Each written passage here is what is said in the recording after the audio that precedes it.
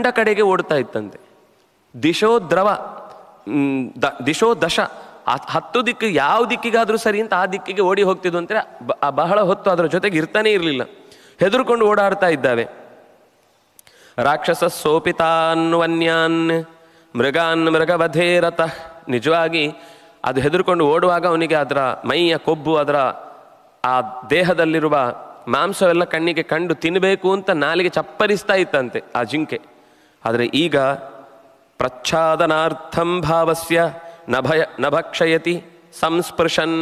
ಅದು ಮೈಯನ್ನು ಮುಟ್ಟಿ ನೋಡಿ ಮೂಸಿ ಮಾತಾಡುವಾಗಲೂ, ನಾಲಿಗೆಯಲ್ಲಿ ನೀರು ಊರುತ್ತಾ ಇದ್ದಾಗಲೂ ತಾನೀಗ ಈ ಕ್ಷಣದಲ್ಲಿ ರಕ್ಕಸ ಭಾವವನ್ನು ತೋರಿ ಅದನ್ನು, ಯಾಕಂದರೆ ಹಿಂದೆ ಹಾಗೆ ಮಾಡ್ತಾ ಇದ್ದ ಅನ್ನೋದನ್ನು ಹೇಳಿದರು. ಈಗ ಕೊಲ್ಲುವುದು ಸರಿಯಲ್ಲ, ಕೊಂದು ಬಿಟ್ಟರೆ ಮತ್ತೆ ಸೀತೆಯ ಗಮನ ನನ್ನೆಡೆಗೆ ಹರಿಯದೆ ಇನ್ನಷ್ಟು ಕೋಪಕ್ಕೆ ಕಾರಣ ಆಗಿ ಕೆಲಸ ಕೆಡುತ್ತೆ.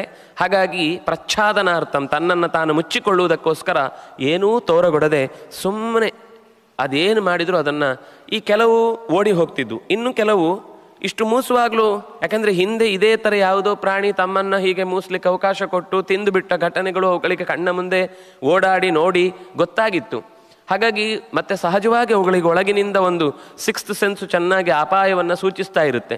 ಆದರೆ ಸ್ವಲ್ಪ ಹೊತ್ತಾದರೂ ಅದು ಏನು ಮಾಡಲಿಲ್ಲ ಅಂತಾದಾಗ ಮತ್ತೆ ಮತ್ತೆ ಬಂದು ಹೀಗೆ ಸುತ್ತಾಕಿಕೊಂಡು ಹೋಗ್ತಾ ಇದ್ದಾಗ ಇದು ಬಹುಶಃ ನಮ್ಮವರೇ ಇರಬಹುದು ಅಂತ ಸ್ವಲ್ಪ ದೂರದಲ್ಲೇ ಓಡಾಡಿಕೊಂಡು ಇತ್ತು.